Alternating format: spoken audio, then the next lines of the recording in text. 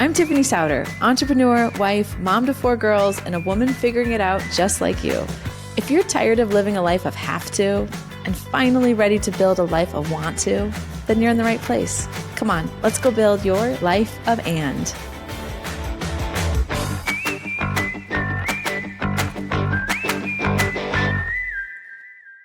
Our oldest just turned 16, and there was something really physically marking time about handing her the keys to a car and her getting her driver's license.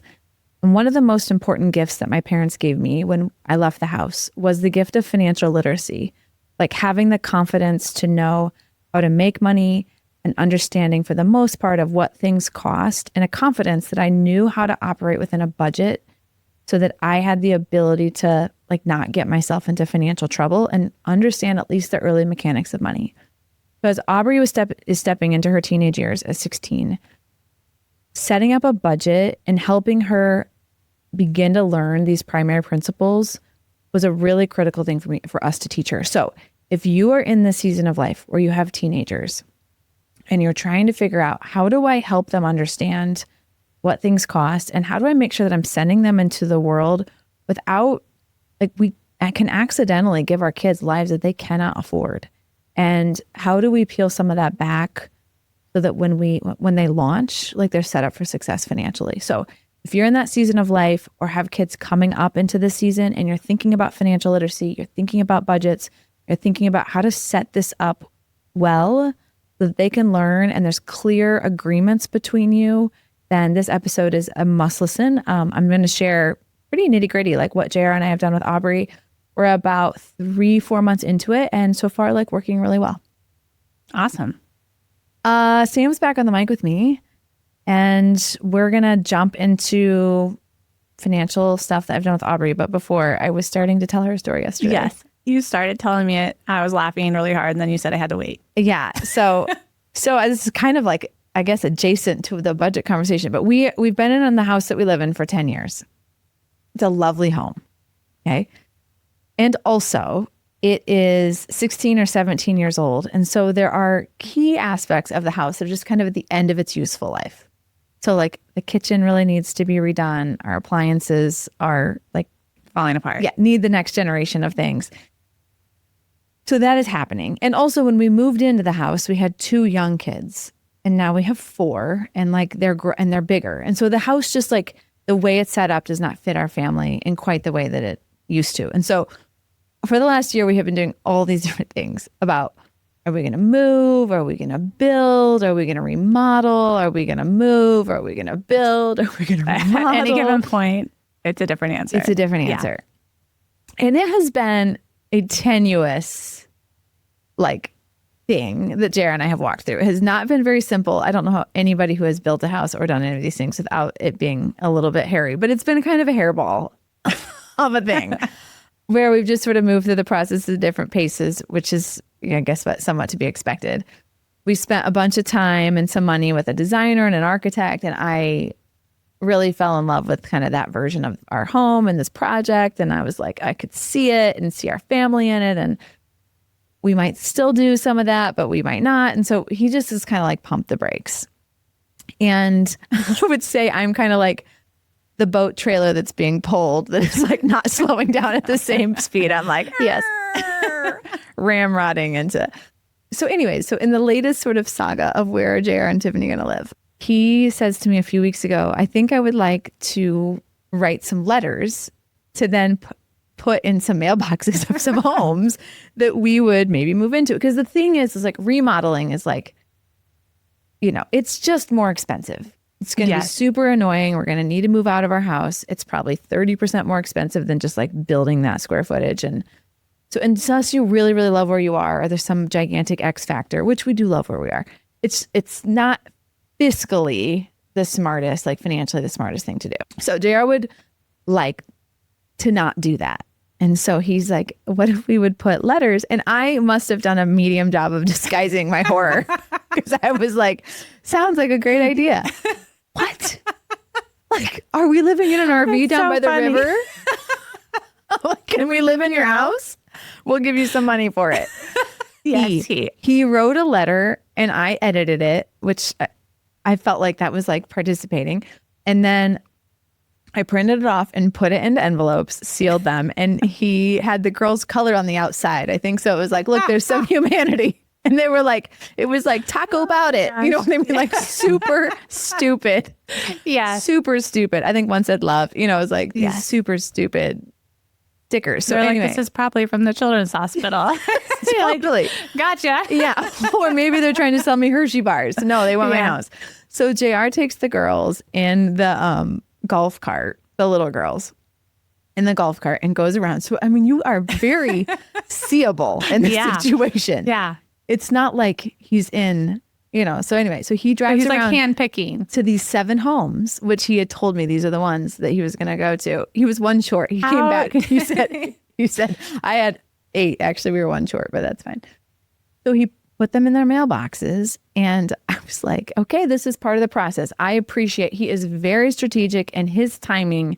He has no external factors do not make him feel like he needs to hurry up, which makes him very smart and will probably end up making the right decision. But this feels weird. Anyway, somebody emails us later that day. Oh, my word. Yes. One of these homes. And they're like, actually, thank you for reaching out. The other thing I think he is wanting is if we do buy a home, being able to buy it directly, you save a bunch on the realtor fees, which they do add value in some situations. But anyways, so anyway, it's somebody reach out and they're like, actually, we have been thinking about moving. And these are like in the one subdivision over. Like there's a chance I'm on a walk and they pull out of their lane and I have to be like, I sent you a letter. Totally. I was the lady. My girls like ride the bus with these people. So anyway, so we'll see. Maybe we'll end up buying this house. But he really wants to go see it. So he was like a little aggressive. They were like, yeah, because he was like, hey, we're open in the next 6 to 24 months. Like it's not like our house is sold. We could be patient for the right thing. And they were like, yeah, we'll kind of let you know. And he's like, well, I kind of want to get it in the next 3 days because we need to make a choice. Like if they're like, hey, yes, we'd love to sell you our house. Here's the price. And we'll move out in 17 months. Then that would be fine with us. Right. But we can't kind of stay in maybe. So anyway, somebody said, you can do this. You can put unpostmarked mail in people's mailboxes. They will email you back. We'll email you back. I signed them because I was like, I've signed them. It made it feel more human. I don't know. Yeah. It's so weird. It's too good. Who knows? So you guys, funny. My house, I'm very grateful for it. And also something needs to happen. Yeah. But also budgets are important. But budgets are important. Now we're back to budgets. Back to budgets. Budgets. Yes. My risk tolerance and my husband's risk tolerance are different. But I'm glad. He's in the driver's seat. I am. Yes. Let's get to budgets. Let's not talk about it anymore. We want to both stay married. So yes. So budgets. Okay. Well, were you on a budget when you were a kid? Probably not like super. I mean, we would have to earn money and then we could like spend that money. So in that way, we were on a budget. And then we just had to get like jobs. You had to get what? Jobs To make money. I don't know. And buy gas, etc. Yeah. Okay. When I was growing up, I'm the oldest of 4. My dad is an entrepreneur. And so when I was young, my family you didn't grow up with money either. No. Yeah. My parents did not have a lot of cash. For a long time, my parents were balance sheet wealthy, but not like cash wealthy. And when I was growing up, they were neither. There was neither cash nor balance sheet. Yes. Yeah. And so when I was really young, I want to say like 3rd, 4th, 5th grade, they did the like Dave Ramsey cash budget deal. And that was what I grew up on. My mom had this like folio of cash that was with her everywhere. And there was like, little bits of money. And that was how I learned to budget. So when we were like in middle school, I want to say, we started getting an allowance.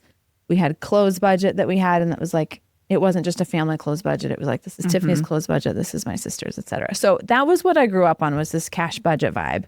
And it was really out of necessity for my parents.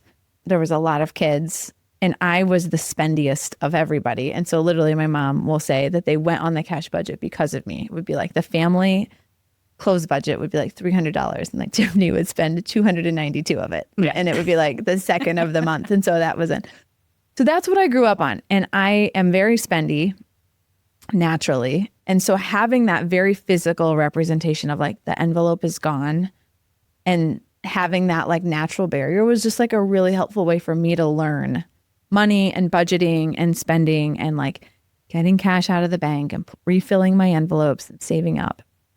So now, like, I'm grateful that JR and I are not in a place where we don't need to put our kids on a budget because we can't afford to pay what we need. But what I'm realizing is that I'm creating an existence for my girls that they're not going to be able to afford once they get out into the real world. And so when Aubrey turned 16, it's sort of this forcing function with a car of like, okay, who's going to fill it up with gas? Am I just going to give you a debit card and you can spend whatever you want to? Suddenly they're going places and getting food and hanging out with friends and going to places and to movies and to activities that you're not with them. And so you've got to decide who's paying for this. And I didn't want to be in a constant state of negotiation or conflict or feeling like I was just being $20 to death and that there was no sense of like, hey, every time you make a choice to go do something, that's costing somebody money from somewhere. And so how do you be prudent about understanding those choices so that when you are out on your own and you do graduate from college and financially you're set up to do your own thing, you have an understanding of what this is going to cost. So that was kind of the big trigger for setting up Aubrey on a budget. I thought I would share what we did with her. We're like 90 days in. It's not like it's been going for years, but it's working really well. And so I thought I would just share that. So what was your financial literacy? Are you spendy or not spendy? I'm not super spendy. I have a hard time spending money because we grew up very poor. So it was like, you just spend as little as possible was like our budget, you know, like. But that also could not be healthy. Not super helpful either. If you don't know how much you can spend, it's like, well, I don't know how much I can spend or what I can do or how I could allocate it to like what I really want. It's just like spend as little as possible. So Bryce is more spendy. So I feel like he's balanced me out and helped me to be like, you know, you're allowed to buy some clothes. It's good. Yeah. And just like set a budget for yourself and to force into that. Yeah, you want to, spend your money on resources, on things that give you joy. If it's not clothes, that's fine. But it's like this always sense of like, I'm in constant constraint mode when you don't need to be. Like, doesn't give you that reward feedback of like, I don't need to be in that place anymore. Right. I can choose to be there if I love it. But how do you make thoughtful choices about it and like So, yeah, I think either extreme is not healthy. It's about understanding money as a tool. That's all it is.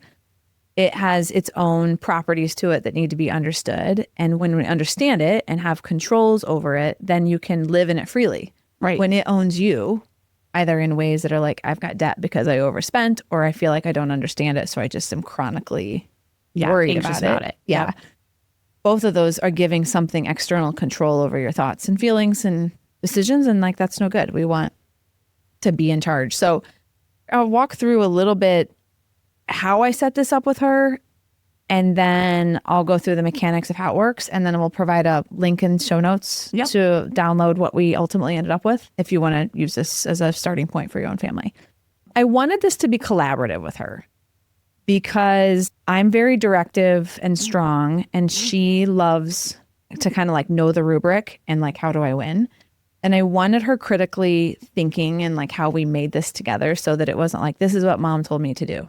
It was like, hey, how do we develop this together so that you understand this is what we're trying to teach you and this is what I want you to pay attention to. So Ainsley, she'll be 14 in June, our 14-year-old on this starting this summer. For different reasons, she needs to be in the same structure, and I'll kind of walk through how I think it modifies as they get older. And then I would say probably as young as 10. This would work. Ivy's 9. She's almost 10. And this summer, she definitely could use aspects of this structure to give her some sense of control over like spending and what she buys. Yeah. Right. Okay. So I'd say 10. Yeah. I think younger than that. Helpful. So I look at this and say, I have 60 more years with Aubrey. She's got 2 years of high school left and 4 years of college. I've got 6 years to teach her. And I want to start with, how do I give her control over her discretionary spending so that when she goes to college, she starts to get some visibility into some non-discretionary spending, like your car insurance and your rent and those kinds of things. So that when she goes out into the world, I remember being like, oh, I have to like spend my own money on tampons. Like, ooh, oh my word, like toilet paper. So much stuff. Yeah. Or like a cleaner, like a toilet wand, like these things that suddenly are like, I never thought that people had to buy these things. Of course, somebody has to buy it, but it's startling. Yes, it is. It's very startling. So, and then I want to teach her how to invest well. So it's like, how do we control variable costs and then understanding kind of these fixed costs of life, like the non-sexy part, and then teach her how to invest well and think about that piece of it. So that's kind of how I'm laying it out big picture. So we're starting over the more variable costs, the like consumables, the lifestyle variable expenses right now. Okay, let me see quickly. Yeah, this for me, this budget with her is not about making sure she understands the relationship between work and earning money. Okay. So her allowance is not predicated on any job she has to do, any of that kind of stuff. I don't worry about that with that kid. She has a very high sense of like understanding. Like she works really hard for her grades. She works really hard at her extracurricular things. She will be very responsible in her job. So I don't care right now about creating that relationship between I did this work and I got paid this. This is really about helping her understand when you get a job, she'll likely start in some type of a traditional job. There is going to be an interval at which you get paid. So I'm paying her allowance every 2 weeks, just like likely her paycheck will come, so that you start to see, okay, I spent some money and it went down. I got paid and it went back up. I spent some money and it went down. I got paid and it went back up. So I want her to see that. And I want her to see a fixed amount of money that needs to be spread across a fixed amount of things, so that then she gets to decide, what am I going to spend a lot on and what am I going to spend a little on? And I don't necessarily need to make those choices for her. That makes sense? So if she wants to spend a ton of money on gifts for her friends and hardly any money on her clothes, I don't really care. She wants to spend a bunch of money on her clothes and buy her friends, a Blizzard present, a McFlurry if you want to be a terrible friend at McDonald's. I don't really care if you want to be a terrible friend. That's probably what I would have done at 16, is bought myself something great and been like, yeah, you'll be fine. This is a shirt I don't wear anymore. So really more about that. And also not focusing a ton on saving right now. Aubrey is naturally more like you, like where she doesn't spend. And so it's teaching her that like money has elasticity to it. There will be more. And so not always perpetually, but like when you're working, it's like you don't need to live in scarcity all the time. That was kind of big picture. Okay, so how I set it up with her is I asked her, I was like, what are the things that you think you're going to spend money on? And I just had her kind of list some of those things. So we talked about things like clothes and gas and eating out with friends and gifts, entertainment, kind of like daily incidentals, like I want to go to Starbucks, those kinds of things. And then I made a list of all the things that Dad and I pay for her that like they don't always see. So it's like your car insurance, your phone bill, your health insurance, your house, repair and maintenance, on things, your healthcare bills, like made a list of like, these are the things that we are paying for on your behalf, not to make you feel guilty, but to give you some early exposure that this is the list of stuff that you have to at some point like pay for. Yep. And so this is what's happening. So what we did was we made a list of categories that she is paying for and a list of categories that JR and I are paying for. And I can share those on the podcast. But this goes back to one of my life of and principles of implicit expectations versus explicit agreements. So an implicit expectation is she's assuming Dad and I are going to pay for XYZ. Yep. And I'm assuming she's going to pay for XYZ. And until we sit down and say there's a piece of paper that has documented very explicitly what you're paying for and what I'm paying for, and we both agreed to it, so like literally we both signed this document, there's just no fight now because she understands and I understand. And we have this document that we can go back to about exactly how we're going to do it. This played out actually very recently. Her car was pretty dirty. And I was like, you need to take your car through the car wash. And she's like, is that a me thing or a you thing? And I was like, that's a you thing to pay for. She's like, I also have 2 little sisters and a bucket of soapy water. And I was like, incredible. Yes. Yeah. If you don't want to pay the $18 to go through the car wash, then I guess a bucket of soapy water and paying 2 little sisters is another way to do it. They probably won't even get paid. But she got to make that decision. And that's great. Or she can have a dirty car. I don't really care. Okay, categories of what she is paying for. Gas, eating out with non-family. Yep. Entertainment, again with non-family. Friends' gifts. I made that specifically friends' gifts. So like her sister's gifts for Christmas, I will pay for. Again, explicit. Yep. Incidentals. So it's just like snacks and spontaneous purchases and stuff that happens in life, And and then school clothes she will pay for. Gas, eating out with not with family, entertainment not with family, friends, gifts, incidentals, and school clothes. And then I put a monthly budget for each one of those things. You can see what I put in the document. It doesn't really matter. But I essentially estimated, here's what I think she's going to spend each week in those areas.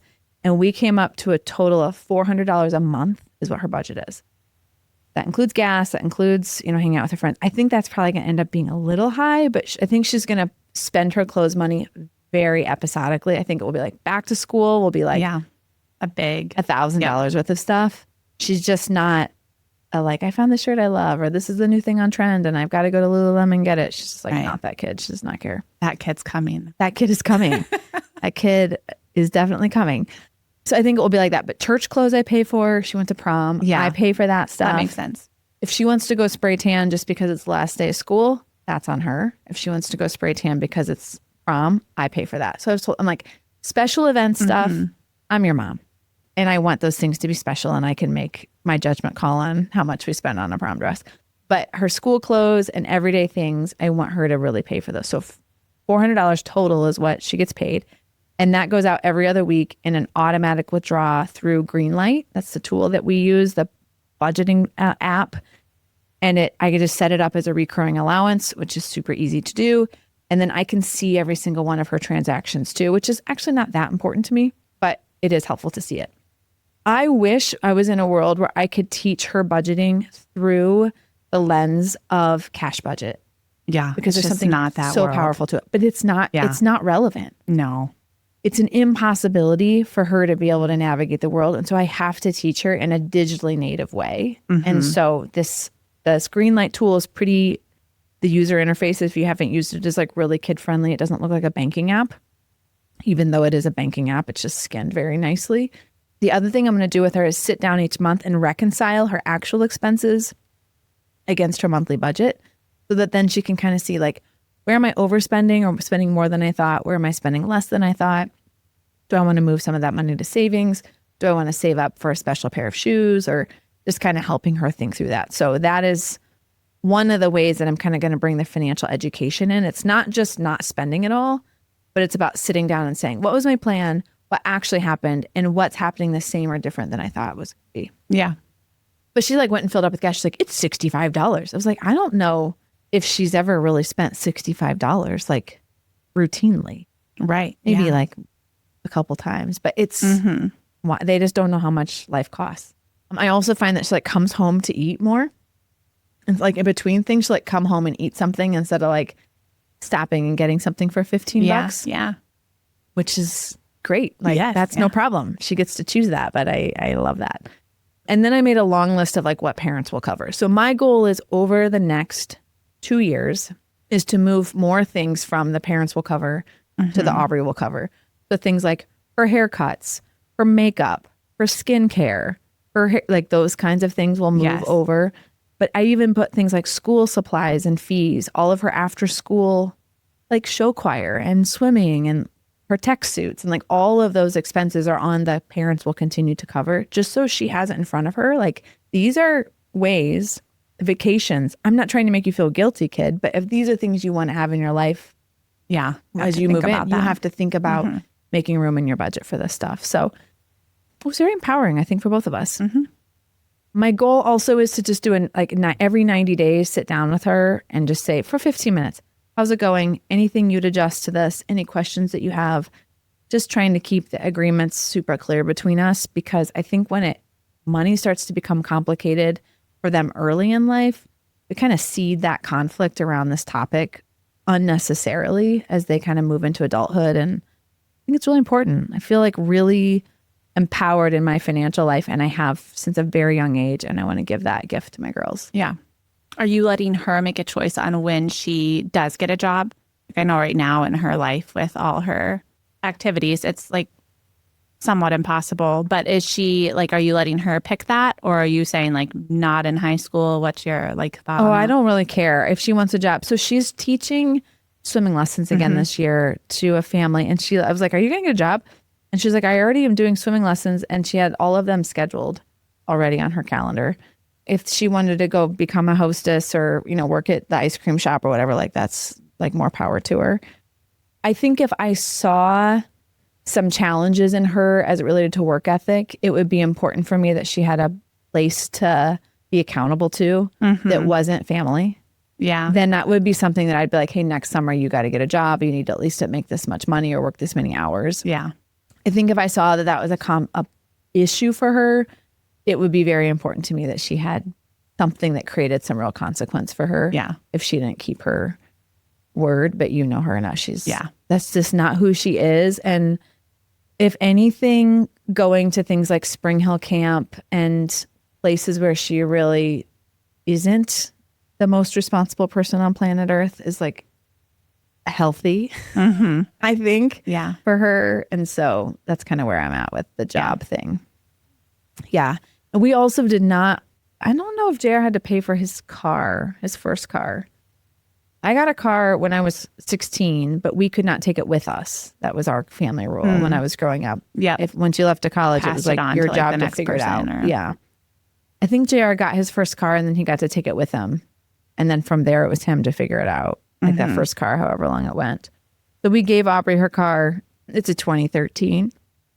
So she's not the sexiest Yes. thing on the planet, but it's really, really very reliable and amazing for her. And she loves it. It's a great car for her. And we did give her the car. And I don't know that it will have it probably doesn't have 7 more years left in it. Right. Yeah. Yeah. So she might have to figure that out. Yeah, we'll have to figure that out later. But yeah, so it's been good. I think the key behind this, whether you do exactly what we've done or not, I think it's involving them in it so they understand what you're wanting them to learn. And the other thing I'll say is I think involve them in it so they feel like they have some agency over it and just get it so that it's clear to all of you. I think it takes the fight away from it and it makes them feel really empowered and a tool that they're going to have to learn how to master as they go into life in lots of different ways. Ainsley, I'm just going to do clothes and friend gifts. I'm going to give her a budget for those two things. And I'll manage it the same way through Greenlight. She'll get an amount every other week. And it's going to be hard for her. Yeah, for sure. It'll be super hard. She owes me $120 right now. And it's May 28th. She owes it to me on June 1st. And if she doesn't pay it, it's going to double. I think that's what I told her. I don't know if she has it. Does she have a plan? Well, she sold cupcakes at school. Oh, yeah. I remember the cupcakes. So we'll tell our listeners if this is the tail end, if you want to hear the story. So Ainsley is my spender. She's my second one. We love you, Ains, very much. She's very fun. Oh, yeah. She's very spendy.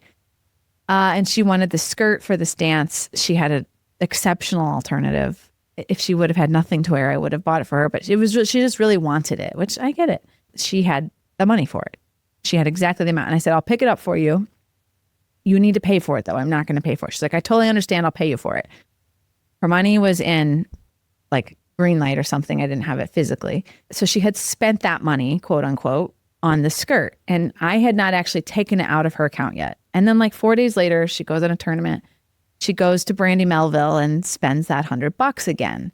She gets home from her tournament. She's so excited about her new clothes haul. And I was like, who bought this for you? She's like, I use my own money. And I was like, you already spent that $100. You spent it on the skirt, but you didn't pay it to me yet. But you used that. That was my $100 that you spent on that Brandy Melville stuff. What do you want to do? You've got two options. Option one is you give me the Brandy Melville stuff until you pay back the $100 because you don't own it yet. Right. You've used my money to buy this stuff. And that's number one. Or you can pay me $120. I wish I would have written it down. I either said $120 or $140 on June 1st, which is one month later, and pay like a 20 to 40% interest rate if you want to keep all of it. If you want to wear the Brandy Melville stuff to school in the last 6 weeks of school and be like, look, I have all this best stuff. That is on you if that's what you want to do. But you're going to pay an exorbitant interest rate to me because you used my money to buy those clothes that you didn't have. And so which I appreciate this, Ains is just never under duress. She's like, what would you pick? Like, what's the right answer? I said, there really isn't a right answer. Mm-hmm. They're just two different real life outcomes. If you buy something that you can't afford, you need to return it, which we couldn't have returned it or I would have literally made her take it back to Brandy Melville. Yeah. Or you pay an interest rate if you use somebody else's money to buy something. And so they're both good outcomes. They just have different things. If you don't pay the interest rate, you probably have another shirt like in your life because you've got more money to buy stuff. But if you want this stuff right now and you value the kind of urgency of today, then you will take both of them and kind of take a shot. So she started off with a lot of energy. And like literally the next day, she was like, I am going to start a cupcake club and I'm going to take a dozen cupcakes to school. I've already sold them for $3 a piece. And there were like 4 weeks of school left. So if I do that every week, I've got more than my $120. And I'm like, scot-free. I was like, that's a super hustly. Love it. And I was like, text your aunts, go, babysit, whatever it takes. So she did that for 2 weeks. I don't know how well she did on her collections. Right. Yes. Did she actually get the $3? Unsure. Yes. Unaccounted for. And I sort of feel like if she had the money, she would have paid me by now. Yeah, she should have shown you that money. Yeah. So I don't know. She's got 3 days of school left. Yeah. And June 1st is on Sunday. And so we'll see. But I don't know.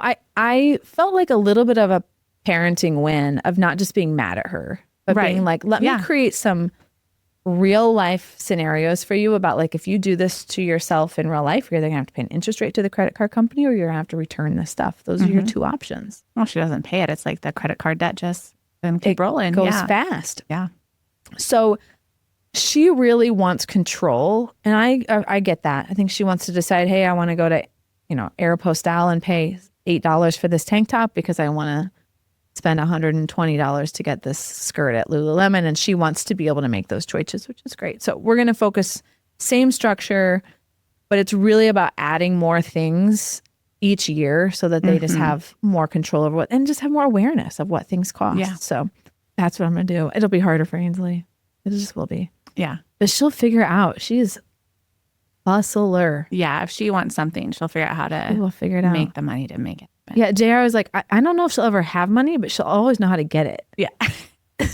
Like that. For sure, yeah. I was like, that's a great recap on her. Yes. So Aubrey will always have money. Yes. Yeah. She'll have no problem. Yeah. So I'm more like Ainsley. Ains, if you listen to this, I'm not dogging you. We're all made differently and we all have different tendencies and we have to understand where our tendencies start and we have to put things in place so that we can kind of save ourselves from the downside of who we are, but create guardrails so that we can kind of stay in the center. So yeah. Anyways, yes. Right. Do the things. All right. So if you want access to the budget guideline that we put together for Aubrey, links in show notes. Yep. And as always, thanks for listening. And if you've gotten any value from this content, likely if you have a teenager who's working through you're working through budgeting, you have friends who do as well. So please share this episode with them. It's the fastest way that we grow the show. Thanks for listening. Thanks for listening to The Life of And. This is your weekly reminder to keep making bold choices, saying clear yeses, and holding space for what matters most. As always, if you like this episode, I'd love for you to drop a review and share it with your friend. It's the fastest way that we can grow the show. Thanks for joining us. I'll see you next time.